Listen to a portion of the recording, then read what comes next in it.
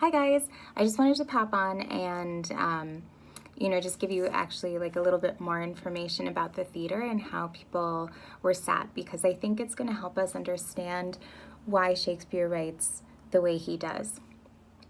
I think when we think about Shakespeare, because it was written so long ago, we think that it's like this very fancy play that we can't really access, that's, like really serious, like the tragedies are always going to be really serious, but that's actually not the case. Shakespeare writes a lot of jokes into his work and a lot of violence into his work, and there is a reason for that.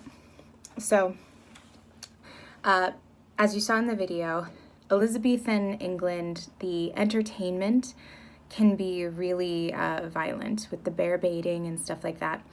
So when Shakespeare starts writing, and he's not necessarily one of these university wits, so he's not taking himself too seriously, he's just trying to create something that the audience will enjoy. So he's taking that element of people wanting to see violence, people wanting to see exciting things, and he's going to include that in his plays. So when we start Romeo and Juliet, the very first scene is a fight scene, because he wants his audience to be captivated the moment that the play begins. So if we take a look at how the stage is set up, and I'm sorry, the writing is going to be backwards, but if we take a look at how the stage is set up, we have the stage here, and it kind of juts out into the middle of this space. And then we have some seating around the top, and then some seating on the second floor. So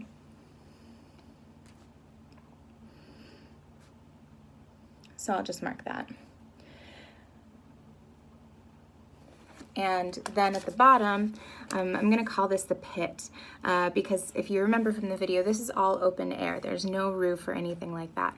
So these two, the top floor and the second floor, they both have a little bit of a roof on them. So if you're paying more money to see a show, you're going to be in these two seats.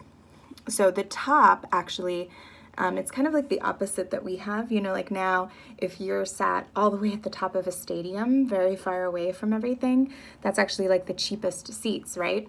But back then, these were the most expensive, because then you could look down and you could see everything happening on stage.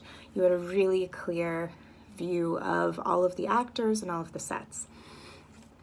So dignitaries, royalty would sit up here. The second floor is right below them, and that's for the people who still paid a good amount of money, but they're not like royalty, they're not nobility, they are just, like people who want to see a show and want to have seats. Okay, so these two are both, remember, underneath a roof, so they're protected from the elements and the heat, and they are both seats where you're actually sitting for, these 2-hour, 3-hour, 4-hour long shows. Now in the pit, this is where you would pay very little to go see the show. It would be kind of like a penny or something today.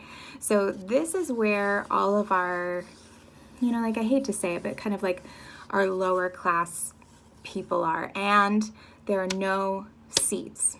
So all of these people are standing. So if we're thinking about this from Shakespeare's vantage, right?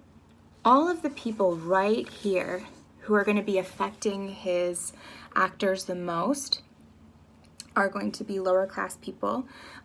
So they're not going to get like all of these fancy references to different Greek tragedies and historic figures. They're not going to get that. And they're also not going to stand for an hour, hour and a half, 2 hours, 3 hours, 4 hours sometimes. Some of his plays are super long. They're not going to stand for that long if they're going to be bored. And they might actually like boo them or throw things on the stage. So he needs to really be thinking about these people in the pit and keeping their attention. So in Shakespeare's plays, we're going to see a lot of violence. We're going to see some jokes. A lot of those times the jokes aren't always appropriate, so we're not going to talk about that in 8th grade.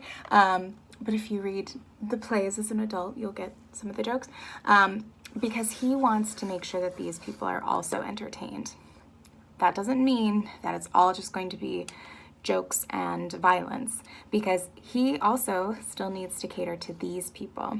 So there are going to be moments where he's using really poetic language and where he is using things that reference different, Greek or Roman stories, right? Or plays on words that are really clever, right? So we're going to see all of that in his plays. So I just kind of wanted to clarify the setup so that you guys could understand why we have the fight scenes where we do. We have them at the beginning of a couple of acts and then at the very end. And then also why there are some moments where we're seeing a lot of humor, even though this is technically a tragedy. All right.